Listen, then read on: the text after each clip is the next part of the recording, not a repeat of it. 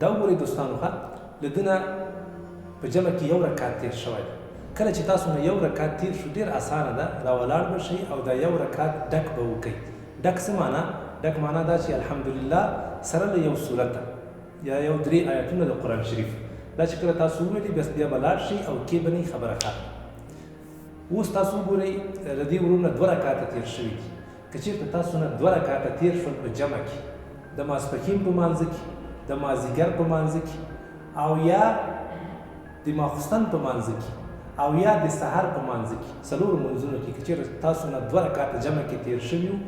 هېڅ خبره نشته راولاړ به شئ او 2 رکعته به لکه څنګه چې دا ورور کوي مسلسل دغه رقم 2 رکعته به وکئ او دواړه به ډک وکئ ځکه تاسو نه ډک رکعتونه تېر شوي دي نو همغه ډک رکعتونه به بېرته قضایي بې راوګرځوئ اوس تاسو وګورئ دې ورور ته له ده نه په جمع کې 3 رکعتونه تېر شوي دي دوستانو څو رکعتونه تېر شوي 3 رکعتونه تېر شوي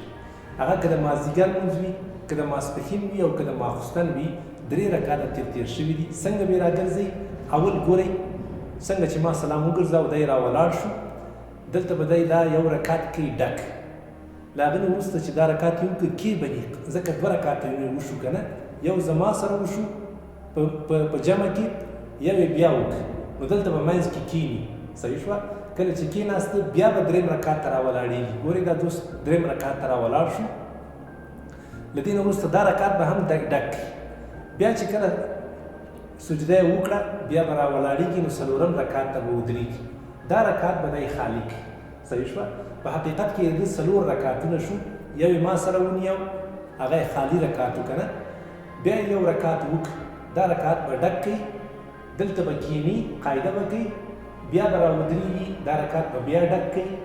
او بیا به راودرېږي دا رکعت به خالي کوي یعنی یو رکعت یې په اول کې ما سره خالي راغی او یو رکعت یې په آخره کې خالي راغی منځ کې 2 رکعتونه ډک دي او دلته پکې قاعده ده ډېره اسانه ده الحمدلله اوس دا ورور تاسو ګورئ چې له ده نه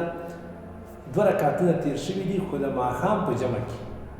د ماښام په جمع کې 2 رکعتونه تېر شوي دي دا یو رکعت یې ما سره را لاندې کړ وینئ تاسو یو رکعت کې ما سره ولاړ ده د دې نه وروسته چې کله زه سلام وګرځوم دی راولاړېږي 2 رکعته به څنګه کوي دا اول رکعت دا به هم ډک وکړي بیا به کښېني دلته منځ کې به کښېني ځکه د ده 2 رکعتونه وشو که نه یو یې ما سره وشو او یو یې اوس خپله وکړه صحیح شوه نو 2 رکعتونه وشو یو رکعت بل پاتې ده دا به هم وکړي دا به هم ډک که ماښام جمع کې تاسو نه 2 رکعتونه تېر شول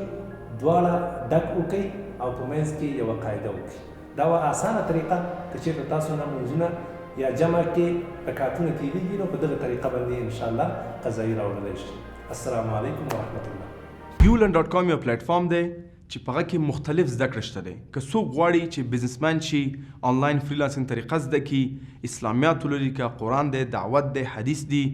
همچنان اکاونټینګ ولري کریټیو ډیزاین ولري څنګه مختلف ویډیوګانې کورسونه جوړ کړي او همچنان څنګه آنلاین ویډیوګان جوړ کړي نو دا ټول طریقې په یولرنا کې شته دی او فیس یې ډېر زیات کم دی که ته د افغانستان نه بیرون د کال فقط د میاشتې $7 دی تا ته او ته یو فیس باندې کولی شي ټولو مقالو ته چې زرهاو نه ډېر زیاتې دي او سلهاو کورسونو ته لاسرسی پیدا کړي د ټول کال دپاره او زده کړه وکړي زما په نظر بهترین چانس دی چې ته باید د خپل ژوند بدلون دپاره اولین اقدام وکړي چې هغه د یولرنا کې راتګ دی او خپل زده کړه شروع کول دي